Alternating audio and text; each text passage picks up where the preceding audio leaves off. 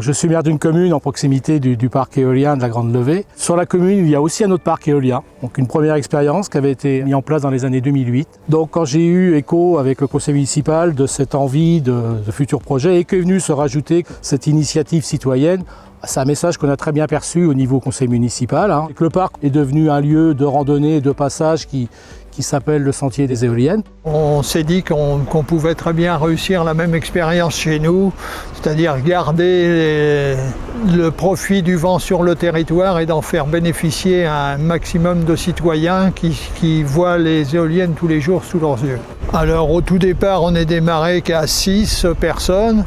Notre groupe a grossi rapidement à 15-30 et puis au final, on est 264 actionnaires aujourd'hui. Si je peux donner un conseil à ceux qui auraient la même idée, eh bien c'est d'oser. On ne connaît rien au départ, mais en s'entourant, on arrive à tout. Alors ce qui est intéressant, c'est que ce projet éolien qui assure la consommation pour les 3 communes environnantes de soit 4000 habitants, a une emprise au sol de 2 hectares pour une superficie totale sur les 3 communes de 8000 hectares, ce qui est vraiment une emprise au sol très faible. Et aujourd'hui, la gouvernance, du fait des 65% de la SAS et Eolis, est bien du côté des citoyens. Le financement total était de l'ordre de 12 à 13 millions.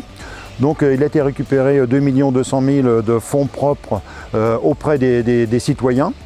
Il restait à trouver un emprunt de l'ordre de 10 millions auprès des banques. Très rapidement, une banque nous a suivis sur le projet. Notre production est vendue à la Compagnie nationale du Rhône, qui est un agrégateur, et on a un contrat EDF qui nous garantit un prix pendant une période de 20 ans. Et donc après, sur des parties plus territoriales, que ce soit au niveau de notre commune ou de notre agglomération, bien sûr qu'il y a des retombées qui sont au niveau taxe foncière et au niveau IFER. C'est des sommes significatives. Comme l'a bien dit le président tout à l'heure, je ne sais pas s'il vend rien à nous, mais ce qui est sûr, c'est qu'il passe chez nous, il passe sur notre territoire.